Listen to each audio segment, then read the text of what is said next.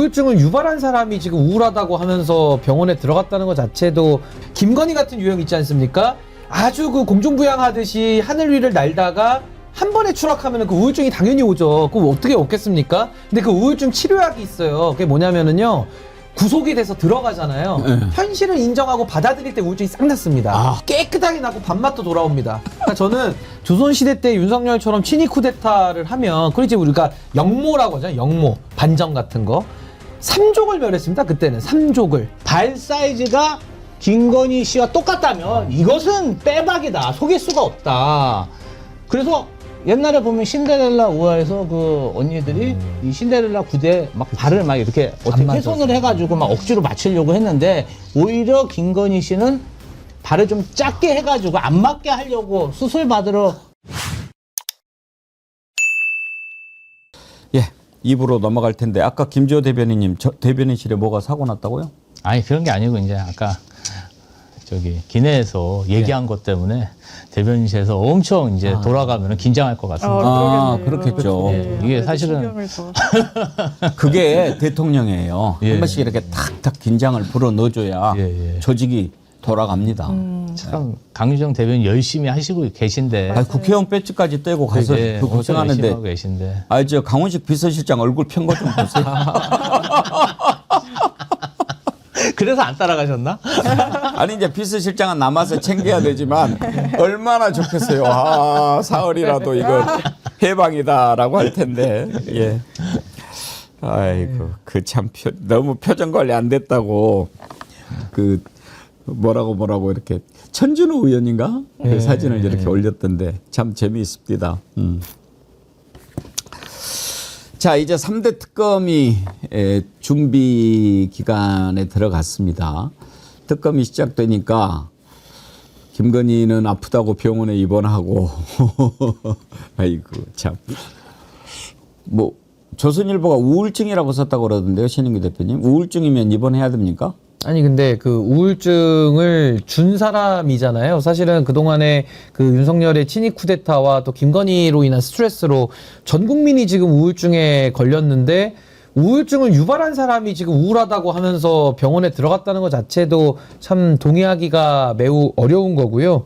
무엇보다도 수사가 임박하면 재벌 회장들이 늘 법원에 출석할 때 휠체어 타고 환자복 입고 링걸 꽂으면서 나오던 모습을 우리가 너무나도 많이 봤기 때문에 이번에 김건희의 입원도 사실 지금 의료붕괴 이후에 입원 병상이 부족해서 입원하기 굉장히 어렵거든요. 근데 그런 상황 속에서 얼마만큼 중하길래 이제 저런 식으로 한 건지는 저희가 좀 더 따져봐야겠습니다만은 만약에 꾀병이라고 한다면은 수사를 회피할 목적으로 하는 거라면은 정말 국민적 공분의 또 한 번의 대상이 될 수밖에 없다. 국민들이 더 우울하다라는 말로 저는 되돌려주고 싶습니다. 아, 우울한 게 맞죠. 얼마나 우울하겠어요. 해외 순방도 못 가고. 그런데 본인이 저지른 짓을 생각을 해야죠.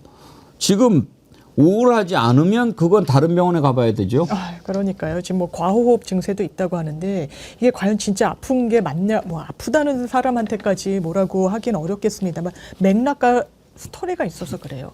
오라고 여러 차례 얘기했습니다. 그때 대선 전에는 대선에 영향 주니까 못 나간다 그랬어요. 그리고 대선이 끝나고 또 오라 그랬을 때 이제 특검이니까 나 특검에 나가겠다라고 이야기를 합니다. 어떻게 보면 꾀를 내는 거예요.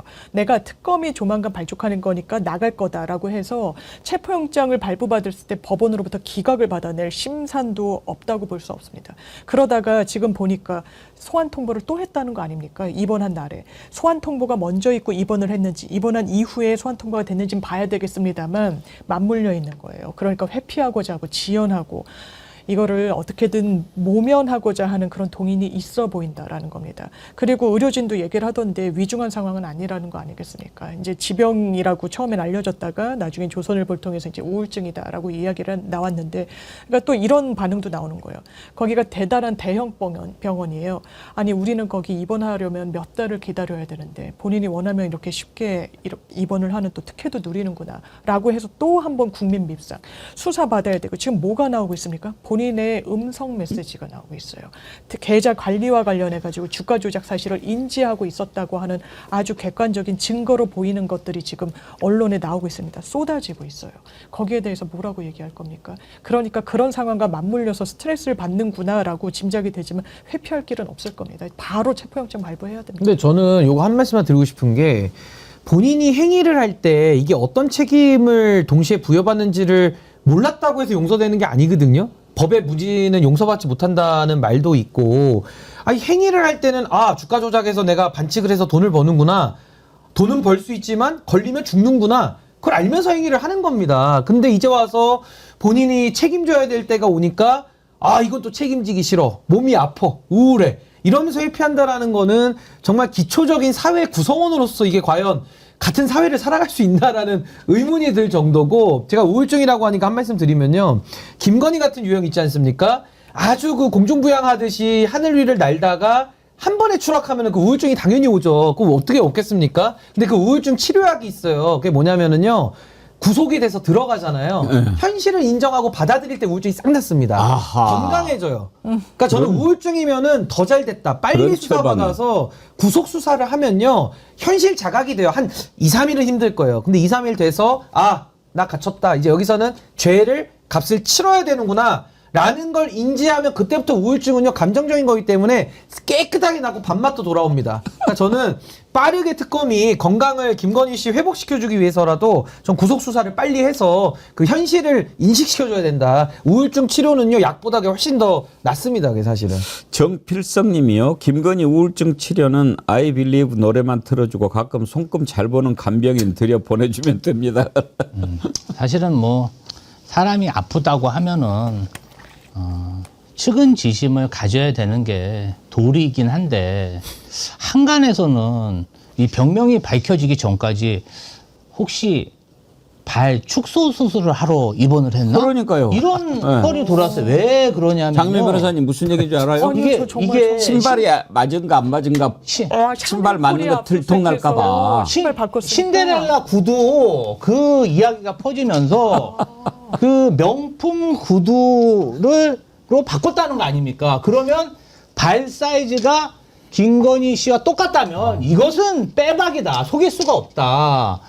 그래서 옛날에 보면 신데렐라 우화에서 그 언니들이 이 신데렐라 구두에 막 발을 막 이렇게 어떻게 훼손을 해가지고 막 억지로 맞추려고 했는데, 오히려 김건희 씨는 발을 좀 작게 해가지고 안 맞게 하려고 수술 받으러 간 게 아닌가 할 그런 말까지. 정도의 얘기까지 나왔다. 이것은 제가 봤을 때는 그렇게 생각하시는 분들의 잘못이 아니라 그간 김건희 씨가 3년 동안 어떻게 행동을 했길래 아프다는데 사람들이 이 정도로 생각할 정도로 그럼요. 정말 그럴까요? 저는 좀 본인이 반성해야 될 일이라고 생각합니다. 이향님이요. 김지호 대변인님 말씀하시니까 도리는 챙겨줄 사람한테 도리를 가지는 겁니다. 그렇게 얘기를 합니다. 우리가 아니 김건희 뭐 누구든지 아프다 그러면은 아유 그래 뭐 걱정하죠. 근데 김건희가 왜 이렇게 했는지, 그리고 왜 병원에 갑자기 입원하게 됐는지 알 것 같으니까 측은지심을 가질 수가 없는 겁니다. 한번 생각해 봅시다. 지금 3대 특검이 내란, 또 최혜병, 그리고 김건희 특검 아닙니까? 이게 이름만 다르지 다 김건희 특검 아닙니까? 누가 이렇게 만들었습니까? 이 나라를. 김건희가 만든 거 아닙니까? 윤석열이 하수인이고. 최혜병 특검은 뭡니까? 왜 최혜병 특검에 김건희가 나옵니까? 이걸 알고 보니까 그렇게 된 거 아니었습니까? 아주 쉽잖아요. 이제 진술과 증거만 확보하면 그냥 우리가 생각했던 것이 확실하다라고 인정받는 것만 남아있는 겁니다. 아니 멀쩡하게 수사해가지고 결재까지 난 것을 뒤집은 것. 왜 윤석열이 경로합니까? 맨 처음에 우리가 다 그렇게 생각했잖아요. 이태원 참사 났을 때도 말도 안 되는 소리를 했죠. 따박따박 책임을 묻는 것이 근대 사회가 어떠고 이런 말도 안 되는 전 근대적인 얘기를 했지요. 저는 그 연장선상으로 이놈아가 말도 안 되는 철학이지만 나름대로 일관성 가지고 있나? 그런 생각을 했거든요. 그런데 알고 보니까 이게 등장하는 게 누굽니까? 임성근, 이종호, 김건희 아닙니까?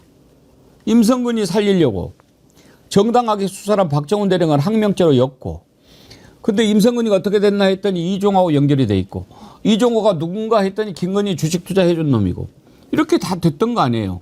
그걸 살리려고. 이런 악한 사람이 어디 있습니까? 옛날 구약 성경에 그런 악한 짓을 저지른 것은 있어요.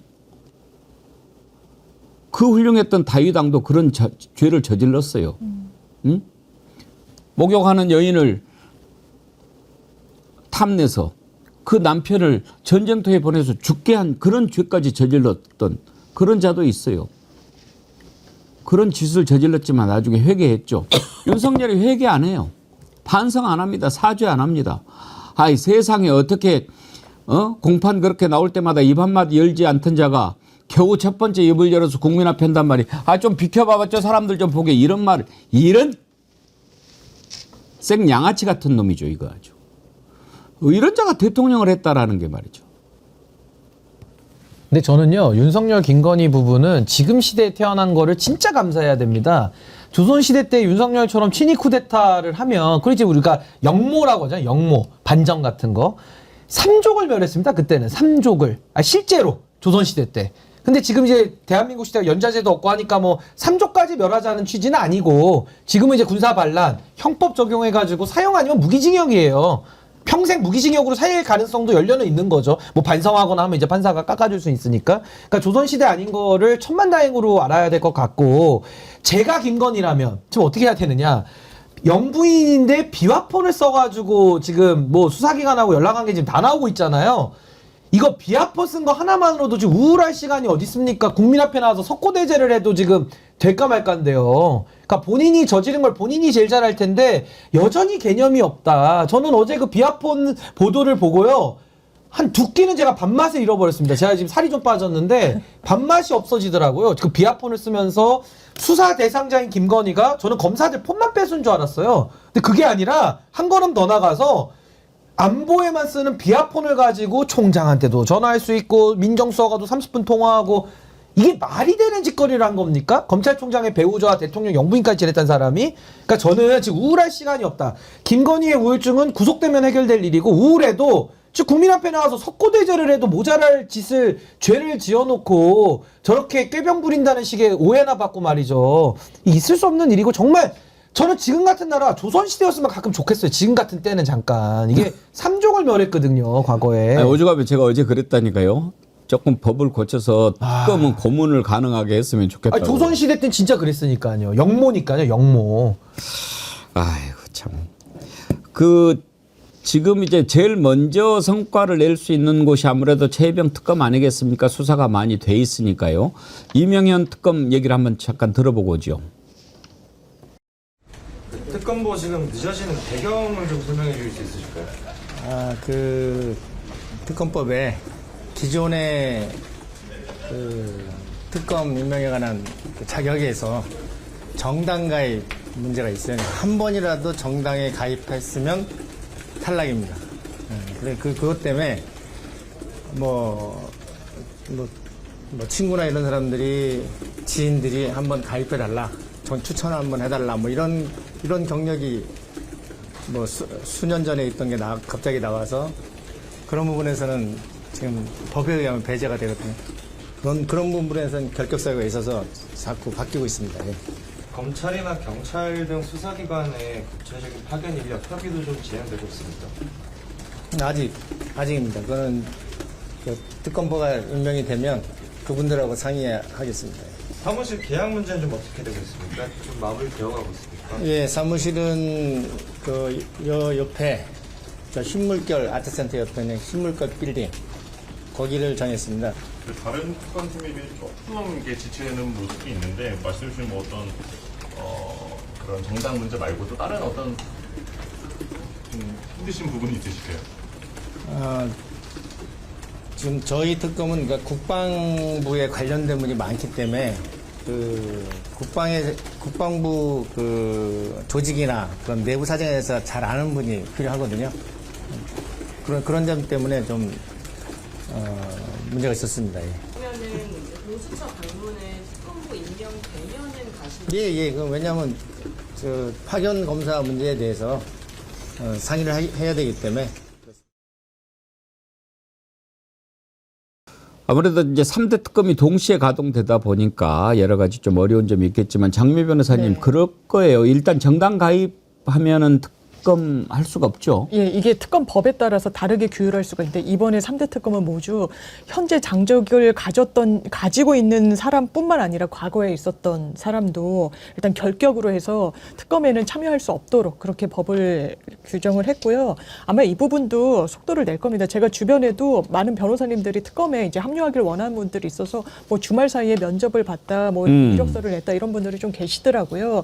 그래서 아마 충원이 될 거고 이 부분과 관련해서는 저는 개인적으로는 뭐 현재 당적이 있는 것까지는 결격으로 하더라도 과거에 그러니까 지금도 10년, 20년 소급해서라도 내가 당원 가입이 돼 있었네 이러면 이제 결격이 되는 거다 보니까 아니 우리 사회가 정치를 막 이제 활성화해야 된다라고 하지만 또 당원이나 이런 정당 활동을 했던 거는 마치 무슨 마이너스가 되는 흠결처럼 또 인식하는 그런 부분이 있어서 이번 기회에 근데 아마 이번 특검은 하도 야당에서 정치 특검이다 보다 하니까 좀 신중을 기하고 조심을 해야 되다 보니까 이런 문구까지 넣은 것 같은데 이건 조속히 지금 속도를 내서 지금 지체할 틈도 없고 특히 최상병 특검은 본인 특검이 이야기했듯이 이건 마무리 단계에 있기 때문에 빨리 속도 내야 됩니다. 800에 7070 관련해가지고 VIP의 경로 관련해서 윤석열 씨 빨리 소환해야 되고요. 이거 지체할 수가 없습니다. 그건 정의가 아니에요.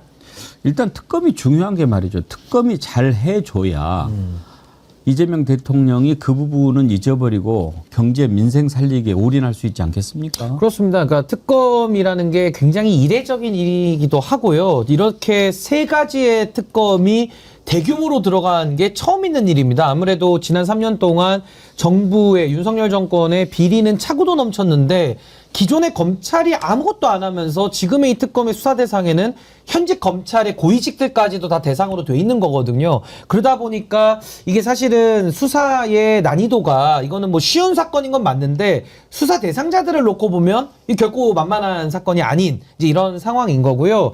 이건 좀 제가 현실적인 말씀을 좀 드리자면 특검 한번 선임이 되면요. 그 안에 이제 한 3년 정도는 이제 특검에 매여서 공무원 역할을 해야 되거든요. 그럼 유능한 변호사들의 입장에서 봤을 때는 들어가고 싶더라도 3년 동안에 경력 단절이 생기는 겁니다. 그러니까 자기가 하던 일들 사건 진행 중일 텐데 이걸 다 정리하고 두고 들어가야 되는데 당적까지 지금 배제돼 있고 이러다 보니까 이게 아마 좀 현실적으로는 인력 구하는 게 좀 어렵겠다라는 생각도 좀 들고 지금 서초 강남 쪽에 아마 사무실 구해야 될 텐데 246명이 들어가는 공간을 단기로 이걸 딱 인차를 하려면 그 얼마나 힘들겠습니까? 그래서 좀 현실적인 어려움이 있기는 하나 그래도 저는 특검이 좀 빠르게 좀 진행이 돼서 이 부분은 너무나도 중요한 대한민국의 명운이 달린 수사기 때문에 저는 좀 좋은 분들로 좀 인선이 됐으면 좋겠다는데 앞으로는 그런 처우 부분에 대해서도 조금은 더 신경을 써야 될 부분이 좀 있지 않는가라는 생각이 좀 듭니다. 부산이 대행님, 그래서 우리 신인규 대표가 특검을 못했군요. 신인규 특검 했으면 이창명조 다 죽었는데. 저는 개인적으로 만약에 갈 수 있었더라면은 제가 그 국민의힘 당적 가는 게 천추의 한인데요.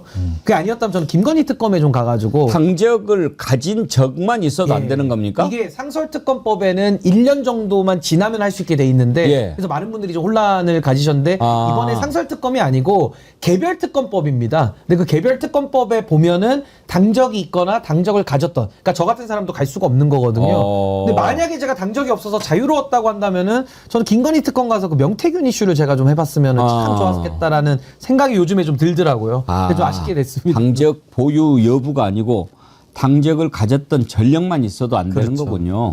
참 이거는 근데 형평성에 안 맞는 것 같아요. 왜냐하면은 윤석열 정부 때는요 본인들과 정말 윤석열 대통령과 청계산 가서 그냥 저녁에 500만 원씩 소고기 먹었던 그 멤버들로 다 야당 수사를 시켰어요. 법무부 장관도 시키고 뭐 서울중앙지검장도 시키고. 그러네요. 그럼 아주 그냥 철저히 친윤 검사들로 한 200명 모아가지고 야당을 그렇게 3년간 털었는데 어떻게 보면은 이번 특검 너무 공정하고 형평에 맞지는 않지만 국민들 보기에는 이렇게 사무실 구하는 것, 그다음에 특검보 구성 굉장히 투명하잖아요. 누가 이걸 불공정하다고 하겠습니까?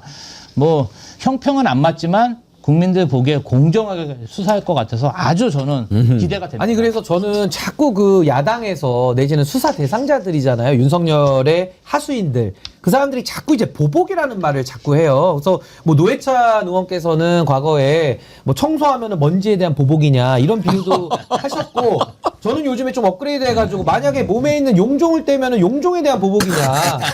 아, 용종은 빨리 뗄수록 좋은 거거든요. 이게 암으로 될 수도 있기 때문에 의학적으로. 내시경에서 바로 떼버리지 않습니까? 그래서 저는 이제 보복이란 말을 제가 오늘 만들어 왔어요. 보복은 보석같이 복된 일이다. 오. 보석같이 복된 일이에요. 아니, 국가적으로는 축복입니다. 아니 이거 내란 특검, 김건희 특검, 최희병 특검을 안 하면 그게 불행이고, 저는 보복이란 말 자꾸 쓰니까 그래 보석같이 복된 일이니까 우리 많은 분들이 좀 동참하셔가지고 전 변호사님들도 좀 결단 좀 해주셨으면 좋겠습니다. 보석같이 복된 일에 함께 좀 해주셨으면 좋겠어요. 아니, 그리고 많은 매체, 많은 국회의원들, 그 다음에 방송 패널들이 지난 정부 때 그런 충고들을 많이 했어요. 이항 특검 받을 거면 윤석열 대통령일 때 받는 게 좋을 거다. 그러니까요. 와, 자기가 얼마나 임명하면 많이 안 되는데. 경고했습니까? 그러니까 이런 걸 파출소 피하다가 경찰서 만난 거라고 그래요. 근데 복된 일입니다 이거는. 쓰레기차 피하다가 예. 경찰 만나고. 근데 저는 이번에 특검 꼭 그거를 밝혔으면 좋겠어요. 이제 특검이 시작되니까 그러는 건지 아니면 그동안에 썩었던 것들이 다 올라와서 그러는지 몰라도, 장윤미 변호사님, 그 검찰이 김건희 무혐의 처분하면서 뭐 증거가 없고 뭐 가담한 것이 없는 것으로 보인다 이렇게 말도 안 되는 얘기를 했잖아요. 예. 그런데 이제 어차피 지금 재수사 들어갔는데 김건희 딱 빼박 녹취가 나왔지 않습니까? 뭐 40% 저쪽에 주겠다 뭐 이런 얘기까지 다 나오고. 그래서 이번에 김건희의 주가 조작이라든지 가담이라든지 이런 것은 기본이고, 네. 만약에 이런 증거 자료가 있는데도 그걸 묵살하고 무혐의를 했다면 이자들은 정말로 범죄를 저지른 거고, 검사들 네. 이걸 못 찾아냈다면 정말 무능하고 뭐 찾으려고는 했겠어요. 있는 것도 덮을놈들인데, 이자들 반드시 좀 수사해서 법정에 세우고 처단해야 된다고 생각하는데. 맞습니다. 예. 이 정도면요, 직무유기가 사실 처벌하기 상당히 어려워요. 왜냐하면 법률상 본인의 있는 권한을 아주 의도적이고 고의적으로 하지 않았다는 정도에 이르러야 되는데, 지금 어제 여러 언론사들이 각각 단독을 달고 이 김건희 녹취를 보도했단 말이에요. 그러니까 보도가 약간 엇갈려요. 이 부분의 확보 시점과 관련해서 미래 에셋에 대해서는 여태까지 압수수색을 안 했다가 고검에서 재수사하면서 확보했다는 보도가 있고, 그 전에 확보를 했다라는 게 있는데 둘 다 문제입니다. 고검에서 재수사하기로 했다라면 그 전에 뭐 대신증권이니 어디니 블랙펄 인베스트니 다 압수수색했었어요. 근데 제일 중요한, 어떻게 보면 뭐 다들 중요했지만 그걸 다 묵살했었으니까요. 지금 이 녹취에는 미래에셋은 그렇다는 거예요. 김건희가 이걸 완전히 인지하고 있었다는 수백 개의 녹취 파일들이 직원이랑 나눈 대화가 남아있는 겁니다. 거기에는 블랙 인베스트가 지금 내 거 다 계좌 관리하는데 40% 수익 주기로 했는데 이거 너무 과도한 거 아니냐라고 이야기를 해요. 그러니까 수익을 어떻게든 내고 본인이 거기에서 수수료 형식으로 띄워줬다라는 걸 이야기하고 있었던 거죠. 그 당시에 미래에셋 담당 직원 검찰에서 이렇게 진술했다고 보도 나오고 있습니다. 이거 주가 조작 사실을 이 당사자가 인지하고, 이 김건희 씨가 인지하고 있었던 걸로 생각했다라고 했다는 거예요. 이런 부분과 관련해서 검찰 어떻게 했습니까? 무혐의를 주면서 4시간 이상 이 브리핑을 했어요. 그러면서 주가에 문외한이어서, 아니요, 본인이 내가 주가 조작, 주가에 전문성이 있다라고 인터뷰한 내용도 있었습니다. 강제 수사 다 했다고 하면서, 아니요, 강제 수사 하지 않았었다는 게 바로 다음날 서울중앙지검 국감에서 드러났었어요. 이거 그대로 두는 게 정의가 아닙니다. 검찰은 단순히 부끄러운 줄만 알아야 되는 게 아니에요. 여기에 대해서 설명해야 됩니다. 수사를 왜 안 했는지, 이게 직무유기에 이를 정도였다고 평가되고 있어요. 이 부분과 관련해서 여기에 수사검사들 그리고 지휘부들, 검찰을 정말 와해시키는데 본인들이 자초한 측면이 있습니다. 후배 검사들한테 부끄러운 줄 알아요. 근데 제가 이거는 법률적인 걸 좀만 더 보강하면, 일단 직무유기 성립이 될 가능성이 높고요. 그 다음에 이제 특가법에 나오는 죄명들, 뭐 예를 들면 김건희 뇌물이라든지 이런 걸 덮어주면 이것도 특수직무유기가 됩니다. 징역이 1년 이상으로 처벌을 해요. 굉장히 심각한 이제 처벌을 받아야 되는 거고, 더 심각한 건 뭐냐면요, 직무유기는 직무유기대로 우리가 봐야 될 부분이고, 이 직권남용 부분이 있습니다. 그게 뭐냐면은 최혜병 사건에서도 윤석열이라고 하는 대통령이 수사에 개입하는 거거든요. 이거 있을 수 없는 일입니다. 근데 최혜병 수사외압보다 이게 더 심각한 건 뭐냐면요. 김건희 관련돼서는 김건희가 비아폰을 가지고 민정수석을 밀정수석으로 써가지고 검찰총장하고서 지금 집사 변호사로 쓴 거거든요. 그럼 이거는 대통령실이 조직적으로 김건희의 범죄를 은폐해 주는 게 됩니다. 이 직권남용이죠. 상시 직권남용이죠. 그래서 저는 이거는 최혜병 수사외압도 심각하지만 김건희가 자기 범죄를 비화폰을 통해 가지고 대통령의 권위를 이용해서 덮으려고 했다. 이건 뭐 명품백, 뭐 주가 조작, 뭐 명태균 이슈가 한두 개가 아닐 텐데 전 이 부분이 지금 규명이 돼야 되고 이거 규명이 되면 아마 심우정 총장 이하의 검찰 수뇌부들은 아마 살아남을 사람 거의 없을 것이다. 예. 전 그렇게 봅니다. 이 주가 조작 사건의 어떤 국룰이라고 하면 제일 처음 하는 게 해당 증권사의 거래 내역을 압수수색하는 겁니다. 그렇죠. 그러면 컴퓨터로 거래했으면은 컴퓨터 로그 기록, 전화 주문을 했으면 전화 수신 내역 이게 다 저장돼 있어요. 그런데 주가 조작을 전담으로 하고 그 주가 조작 수사에 대해서 전문성 있는 검찰이 그것만 싹 빼고 압수수색을 안 했다? 이거는 전형적인 사건 덮기고요. 이 부분 관련해서는 김건희 씨도 철저한 수사를 받아야겠지만 이 사건을 철저히 덮은 서울중앙지검의 관련 담당자들 반드시 끝까지 추적해서 단죄해야 된다고 봅니다. 근데 이게 이해가 되는 게 뭐냐면요. 그렇게 경호처 비아폰 기록을 지우지 말고 갖고 와야 된다고 했을 때 경찰이 신청한 영장을 계속 반려했거든요. 그럼 이제 이해가 되죠. 아, 니들 증거 압수수색되는 걸 거부하려고 일부러 영장 청구 안 한 거구나. 그리고 윤석열이 내보내줄 때 지기현이가 판결 내리고 심우정이 즉시항고 안 해버렸거든요. 박세현 일반항고도 안 해버렸죠. 아, 한 통속이었구나. 이게 지금 와선 다 깨맞춰지는 거예요. 아, 비아폰 공개되는 게 두려웠겠죠. 이렇게 민정수석하고 전화한 줄을 우리가 어떻게 알았겠습니까? 영부인이 비아폰 쓸 줄을 누가 상상이나 했겠습니까? 이제는 저는 이제 심판의 시간이다. 엄정한 심판의 시간이라고 저는 봅니다. 상상은 국민들이 많이 하시던데. 오죽하면 헌법재판소에서조차 수사 제대로 맞습니다. 못한 것은 인정을 했겠습니까? 그리고 이창수, 조상원 그 서울중앙지검의 투톱은 왜 도망갑니까? 예, 쫄아서 도망간 거 아닙니까? 그러니까 그것도 참 의아하고요. 예. 하여튼 이번 기회에 이창수, 조상원, 임성근, 김계환 심우정이도. 예 다시 안 보고 싶었는데 미안해요. 김규현 변호사님이 30분 전에 이런 글을 올렸네요. 2022년 검찰의 도이치모터스 수사팀이 증거를 찾아냈는데 윤석열이 대통령 되면서 그 수사팀이 교체됐고 그 결과 다 아시는 대로 몇 년을 질질 끌다가 불기소 됐는데 그 와중에 원 수사팀이 윤석열의 그런 온갖 저기를 참아가면서 공소 유지를 이어갔고 공소장 변경을 한 끝에 전주 유죄 판결을 받아냈다.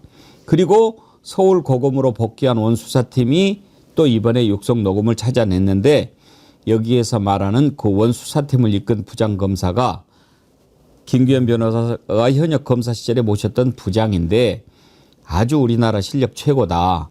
정말 존경한다. 부디 이제 꽃길만 걸으세요. 이런 글을 올리셨네요. 그 누군지 이름은 저희가 모르겠습니다만은 한번 기대를 해보지요. 김규현 변호사님이 원래 우리 수요일 고정 패널인데 국정기획위원회에 들어가셨어요. 그래서 이제 그 일 열심히 하셔야 되니까 못 나오시게 됐지만 또 이렇게 멋진 넙대대 김지호 대변인님 오셨으니까 여러분들 앞으로 수요일 더 많이 기대해 주십시오.